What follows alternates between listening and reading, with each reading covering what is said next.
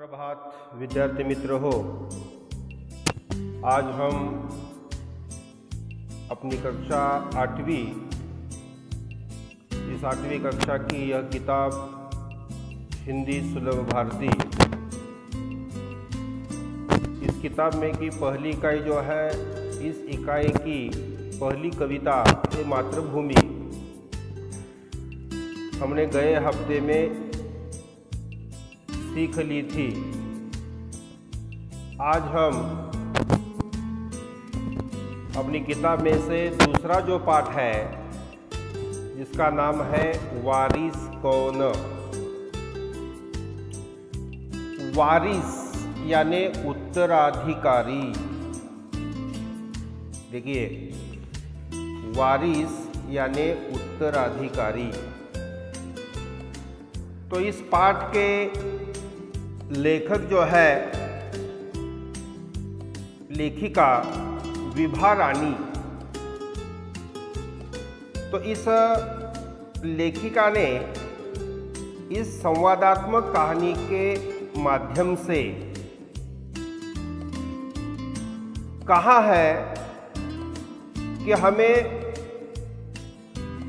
उत्तम फल की प्राप्ति के लिए, यानी कि हमारे मन में जो भी है वह सही हो, सच हो, इसके लिए समय और साधनों का सदुपयोग करना चाहिए। समय पर अगर हम काम करेंगे तो हमें फल निश्चित ही मिलेगा।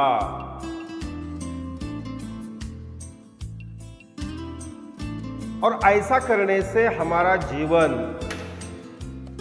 सफल हो जाता है। हम हमारे जीवन में तरक्की कर सकते हैं। यही इस पाठ में विभा रानी जी ने बताया है। तो हम पाठ देखेंगे। एक राजा था, उसके 4 बेटियां थी। राजा ने सोचा कि इन चारों में से जो सबसे बुद्धिमानी होगी उसे ही अपना राजपाट सौंपेगा। राजपाट, राजगद्दी। जो होशियार होगी, जो बेटी, उसे ही अपना वह राजपाट सौंपेगा, गद्दी सौंपेगा। इसका फैसला कैसा हो, राजा सोचने लगा। अंत में राजा को एक उपाय सूझा। उन्होंने एक दिन चारों बेटियों को अपने पास बुलाया। सभी को गेहूं के 100 दाने दिए और कहा, इसे तुम अपने पास रखो। 5 साल बाद मैं जब उन्हें मांगूंगा तब तुम सब मुझे वापस कर देना। किसने किससे कहा? राजा ने चारों बेटियों से कहा। गेहूं के दाने लेकर चारों बहनें अपने कमरे में लौट आई। बड़ी बहन ने उन दानों को खिड़की के बाहर फेंक दिया। उसने सोचा, आज से 5 साल बाद पिताजी को गेहूं के इन दानों की याद रहेगी क्या? और जो याद भी रहा तो क्या हुआ, भंडार से लेकर दे दूंगी। देखिए, बड़ी बहन कहने लगी कि 5 साल बाद ये राजा को याद नहीं रहेगा। अगर रहेगा भी तो मैं भंडार से या अनाज के दाने लेकर दे दूंगी। दूसरी बहन ने दोनों को चांदी की एक डिब्बी में डालकर उसे मखमल के थैले में बंद करके सुरक्षा से अपनी संदूकजी में डाल दिया। देखिए, दूसरी बहन ने क्या किया कि वह जो गेहूं के 4 दाने इस प्रकार राजा ने दिए थे। तो दूसरी बहन ने उन दानों को चांदी के डिब्बे में डाला और मखमल यानी रेशमी कपड़ा, उस रेशमी कपड़े में बांधकर यह संदूक जी में डाल दिया। उन्होंने सोचा 5 साल बाद जब पिताजी ये दाने मांगेंगे तब उन्हें वापस कर दूंगी। यानी कि उसका मैं कुछ भी नहीं करूंगी, इन 100 दानों का मैं कुछ भी नहीं करूंगी, जो भी है वह अपने संदूक जी में कपाट में रख दूंगी। तीसरी बहन सोचती रही कि इसका क्या करूं। तीसरी बहन बस सोचती रही थी कि इसका क्या करूं। चौथी और छोटी बहन तनिक बच्ची थी, चौथी और छोटी बड़ी बच्ची थी। शरारतें करना उसे बहुत पसंद था। उसे गेहूं के भुने दाने भी बहुत पसंद थे। उसने दानों को भुनवाकर खा डाला और खेल में मग्न हो गई। देखिए, छोटी लड़की थी, उसे गेहूं के दाने भूनकर खाना अच्छा लगता था। उन्होंने ये 100 दाने भूनकर खा दिए और वह खेलने लगी। तीसरी राजकुमारी को इस बात का यकीन था कि पिताजी ने उन्हें यूं ही ये दाने नहीं दिए होंगे, जरूर उसके पीछे कोई मकसद होगा। पिताजी ने ये जो हमें दाने दिए हैं, 100 दाने दिए हैं, उसके पीछे कोई ना कोई मकसद होगा, ऐसे ही उन्होंने ये दाने नहीं दिए हैं। पहले तो उसने भी अपनी दूसरी बहन की तरह ही उन्हें सहेज कर रख देने की सोची, लेकिन वह ऐसा नहीं कर सकी। 2-3 दिनों तक वह सोचती रही। फिर उसने अपने कमरे की खिड़की के पीछे वाली जमीन में वे दाने बो दिए। बारिश के दिन थे। तीसरी लड़की ने क्या किया, वे 100 दाने जमीन में बो दिए, जमीन में इस प्रकार। समय पर अंकुर फूटे, पौधे तैयार हुए, दाने निकले। राजकुमारी ने तैयार फसल में से दाने निकाले और फिर से बो दिए। इस तरह 5 वर्षों में उसके पास ढेर सारा गेहूं तैयार हो गया। देखिए, तीसरी जो लड़की थी, तीसरी जो राजकुमारी थी, वो बहुत होशियार थी। उन्होंने सोचा था कि पिताजी ने कोई मकसद से ये दाने दिए हैं, इसके पीछे उनका कोई मकसद है।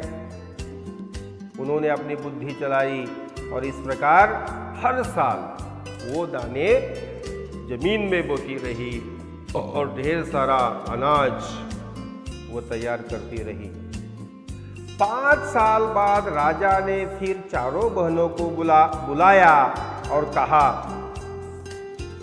आज से 5 साल पहले मैंने तुम चारों को गेहूं के 100 दाने दिए थे और कहा था कि 5 साल बाद मुझे वापस करना। कहाँ है वे दाने? किसने किससे कहा? राजा ने चारों लड़कियों से, राजकुमारियों से कहा, कहाँ है वे दाने? बड़ी राजकुमारी भंडार घर जाकर गेहूं के दाने ले आई और राजा को दे दिए। राजा ने पूछा, क्या ये वही दाने हैं जो मैंने तुम्हें दिए थे? क्या वही दाने हैं जो मैंने तुम्हें दिए थे? पहली तो राजकुमारी ने हाँ कह दिया, मगर राजा ने फिर कड़क कर पूछा, तब उसने सच्ची बात बता दी। कड़क कर कठोर शब्दों में। कठोर शब्दों में राजा ने राजकुमारी से पूछने पर राजकुमारी ने सच्ची बात बता दी। राजा ने दूसरी राजकुमारी से पूछा, तुम्हारे दाने कहाँ है? दूसरी राजकुमारी अपनी संदूक जी में से मखमल के खोल वाली डिब्बी उठा लाई, जिसमें उसने गेहूं के दाने सहेज कर रख दिए थे। खोल आवरण, तो मखमल के आवरण में उन्होंने ये दाने बंद करके डिब्बी में रख दिए थे। सहेज कर, सजाकर, तो उन्होंने डिब्बी में रखे दाने राजा को दिखाए। राजा ने उसे खोलकर देखा, दाने सड़ गए थे, बात हो गए थे, सड़ गए थे। तीसरी राजकुमारी से राजा ने पूछा, तुमने क्या किया उन दानों का? किसने किससे कहा, तुमने क्या किया उन दानों का? राजा ने तीसरी राजकुमारी से कहा। तीसरी ने कहा, मैं इसका उत्तर आपको अभी नहीं दूंगी, क्योंकि जवाब पाने के लिए आपको यहां से दूर जाना पड़ेगा और मैं वहां आपको कल ले चलूंगी। देखिए, तीसरी राजकुमारी ने राजा से कहा कि मैं कल आपको वहां ले चलूंगी। राजा ने अब चौथी और सबसे छोटी राजकुमारी से पूछा। उसने उसी बेपरवाही से जवाब दिया, उन दानों की कोई कीमत है पिताजी? वैसे तो ढेरों दाने भंडार में पड़े हैं। आप तो जानते हैं ना, मुझे गेहूं के भुने दाने बहुत अच्छे लगते हैं, तो मैं उन्हें भुनवा कर खा गई। आप भी पिताजी किन किन चक्करों में पड़ जाते हैं, किन किन चक्करों में पड़ जाते हैं। यहां पर मुहावरा है, चक्कर में पड़ जाना, दुविधा में पड़ जाना। आप किन किन चक्करों में पड़ जाते हैं? सभी के उत्तर से राजा को बड़ी निराशा हुई। चारों में से अब उसे केवल तीसरी बेटी से ही थोड़ी उम्मीद थी। दूसरे दिन तीसरी राजकुमारी राजा के पास आई। उसने कहा, चलिए पिताजी, आपको मैं दिखाऊं कि गेहूं के वे दाने कहाँ है। मैं आपको वे दाने दिखाना चाहती हूं, चलो मेरे साथ। राजा रथ पर सवार हो गया। रथ महल नगर पार करके खेत की तरफ बढ़ चला। राजा ने पूछा, आखिर कहाँ रथ छोड़े हैं तुमने वे 100 दाने? इन 100 दानों के लिए तुम मुझे कहाँ कहाँ चक्कर लगवाओगी? तब तक रथ एक बड़े से हरे भरे खेत के सामने आकर रुक गया। राजा ने कहा, सामने बहुत बड़े खेत में गेहूं की फसल थी। उसकी बालियां हवा में झूम रही थी, जैसे राजा को कोई खुशी भरा गीत सुना रही हो। राजा ने हैरानी से राजकुमारी की ओर देखा। राजकुमारी ने कहा, पिताजी, ये है वे 100 दाने जो आज लाख दानों के रूप में आपके सामने है। मैंने उन 100 दानों को बोकर इतनी अधिक फसल तैयार की है। राजा ने उसे गले लगा लिया और कहा, अब मैं निश्चिंत हो गया। तुम ही मेरे राज्य की सच्ची उत्तराधिकारी हो, सच्ची वारसदार हो, सच्ची उत्तराधिकारी हो। तो इसी प्रकार इस पाठ में से हमें यह सीख मिलती है कि अगर हम समय तथा संसाधनों का इस प्रकार उपयोग करोगे तो जीवन में हमें सफलता मिल जाती है। आप ये जो पाठ है उस पाठ का सूक्ष्म वाचन करना है और उसके नीचे जो सवाल दिए हैं ये सवाल आप छुड़ाना है। जैसे कि राजा ने चारों बेटियों को क्या कहा? राजा ने चारों बेटियों को क्या कहा? चौथी बहन कैसी थी? चौथी बहन कैसी थी? तीसरी राजकुमारी राजा को कहाँ लेकर गई? तीसरी राजकुमारी राजा को कहाँ लेकर गई? इसी प्रकार के ज़्यादा से ज़्यादा प्रश्न आप इस पाठ पर तैयार करना है। उस पाठ में जो मुहावरे आए हैं उस मुहावरों का अर्थ बताकर उस मुहावरों का वाक्यों में प्रयोग करना है। धन्यवाद।